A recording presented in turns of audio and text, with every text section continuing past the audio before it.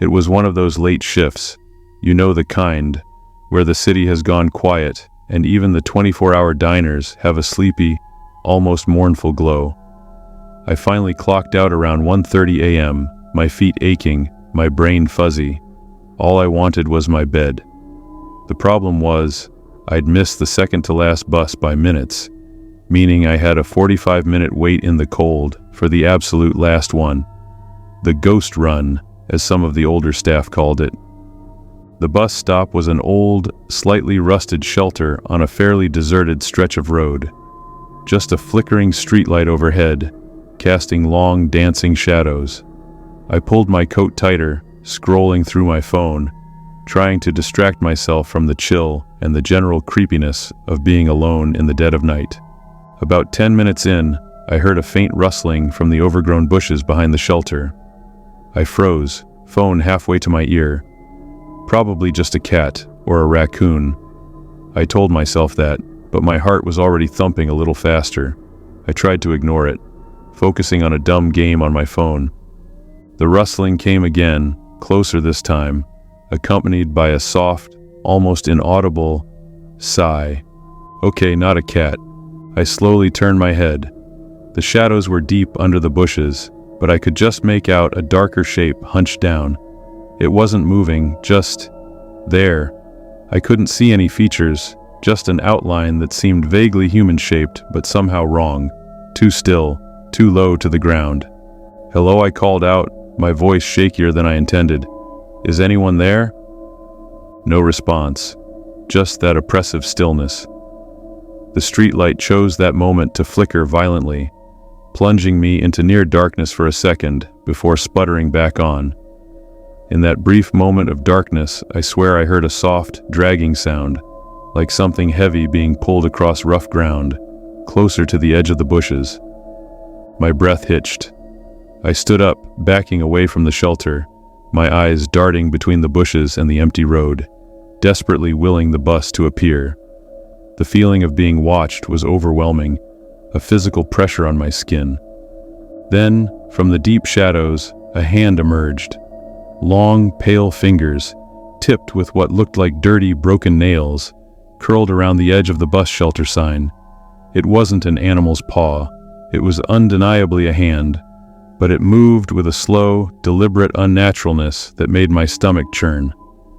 I didn't wait to see more, I just ran. I sprinted down the sidewalk, away from the bus stop, not caring where I was going, only that I was getting away. I could hear my own ragged breathing, the pounding of my feet on the pavement. I didn't dare look back. I ran for what felt like an eternity until my lungs burned and my legs screamed. When I finally risked a glance over my shoulder, the bus stop was a distant, flickering light. There was no sign of anything or anyone. I ended up walking the whole way home, nearly 2 hours, jumping at every shadow, every stray sound. I never took that last bus again, and sometimes, when I'm alone at night and it's too quiet, I can still almost feel those long, pale fingers reaching out from the dark. I never found out what it was. I don't want to. My friend Sarah and I were driving back from a concert in a town a couple of hours away. It was well past midnight, and we were on one of those long, dark country highways, where the only lights are your own headlights, cutting through the inky black. We were tired but still buzzing from the music, singing along badly to the radio. Then we saw the road closed detour signs, giant reflective orange things that forced us onto a narrow, unpaved side road. Great, Sarah muttered, gripping the steering wheel. This is going to add an hour to our trip.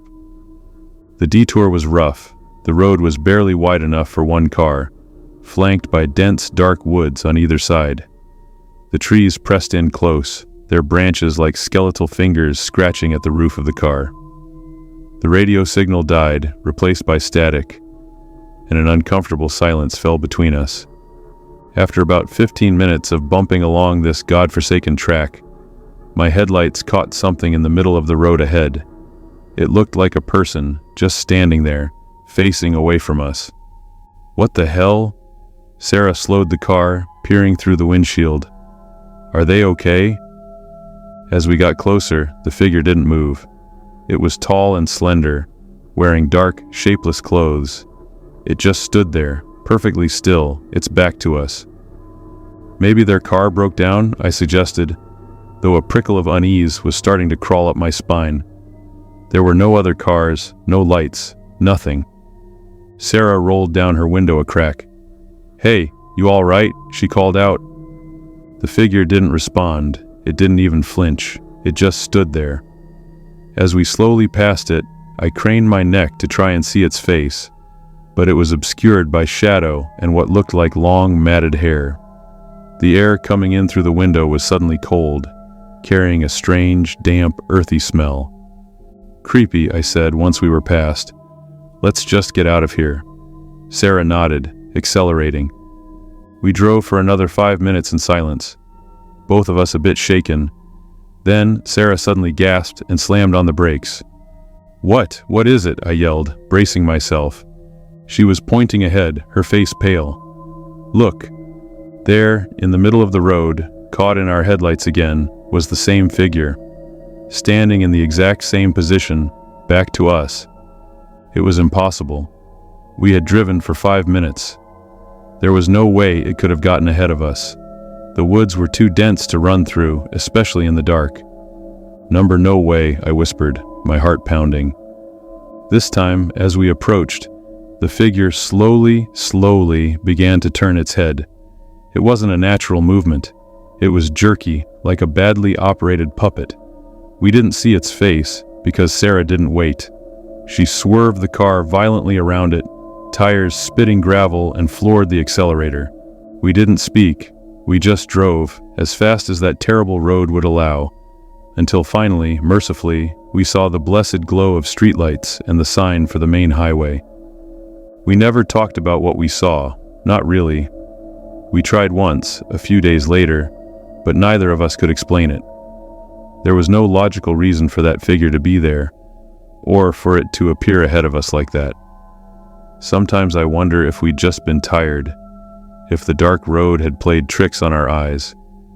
But then I remember that cold, earthy smell, and the unnatural way it turned its head, and I know what we saw wasn't just a trick of the light. We never took that route again, detour or not. I was home alone for the weekend. Parents out of town, a rare treat of an empty house. I'd planned a glorious evening of junk food, bad TV, and absolutely no responsibilities. Around 10 p.m., I was sprawled on the couch, mid-binge watch, when my landline rang. Yeah, we still have one. It's mostly for my grandma, who refuses to use a cell phone.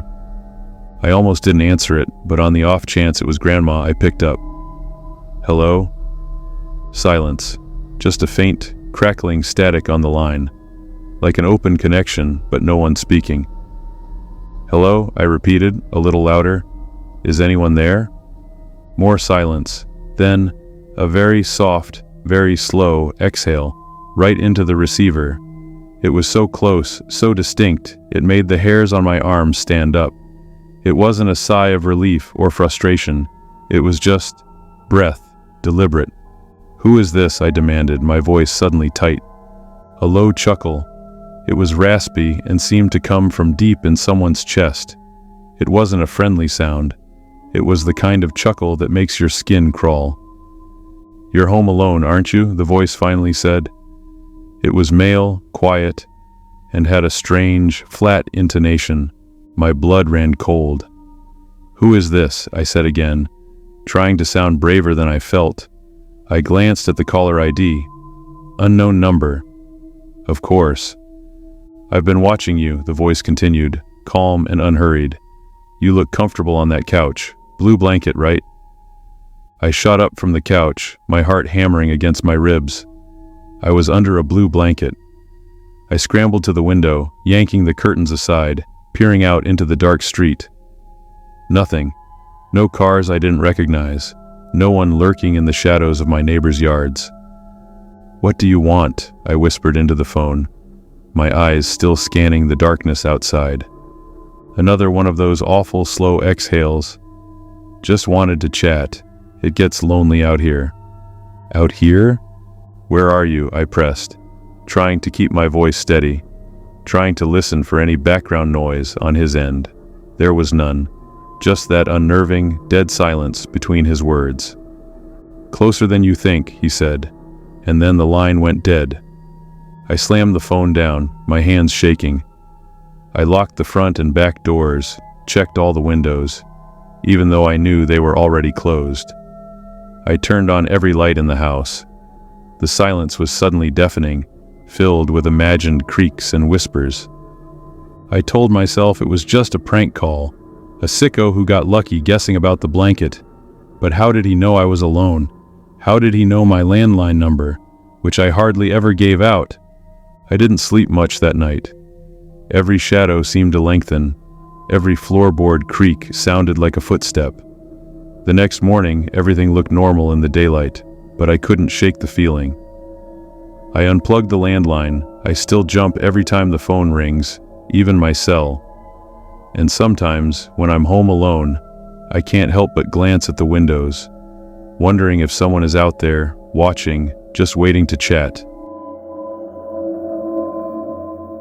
It was finals week, and the university library was my second home.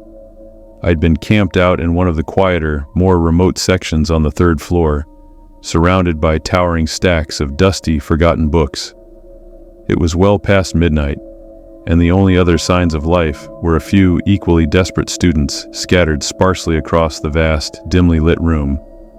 I was deep into a chapter on 18th century philosophy, my brain feeling like overcooked oatmeal, when I heard it, a soft, rhythmic tapping. Tap, tap, tap. It seemed to be coming from the aisle to my right, deep within the shelves. I paused, listening. It stopped, probably just the building settling, or another student fidgeting. I went back to my book. A few minutes later, it started again. Tap, tap, tap. It was a little clearer this time, more deliberate, and it was definitely coming from the stacks. I got up, a little annoyed, a little curious. Maybe someone had dropped their pen and was trying to reach it.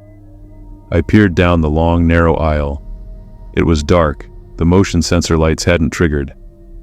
"Hello?" I called softly. No answer. The tapping stopped again. I shrugged and sat back down, but I couldn't concentrate. The silence felt charged now. A few minutes later, the tapping returned, but this time it was different. It was closer. It sounded like it was coming from the next aisle over, the one directly behind my study carrel. Tap, tap, tap, tap, tap. Faster now, more insistent. A shiver went down my spine. This wasn't random.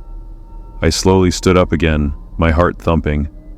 I leaned over the top of my carrel, expecting to see another student. The aisle was empty. The motion sensor lights were off. But as I watched, one of the books on the shelf directly opposite me, about eye level, slowly, ever so slowly, slid out about an inch, then slid back in. I froze. My breath caught in my throat. It was an old, leather-bound volume, heavy-looking. There was no one there, no string, no trick of the light. It moved with a horrifying, deliberate smoothness. Then, from behind that very shelf, I heard a whisper. It was too faint to make out words, but it was undeniably a voice, dry, raspy, ancient-sounding. I didn't wait to hear more. I grabbed my backpack, my laptop, and practically vaulted over my chair.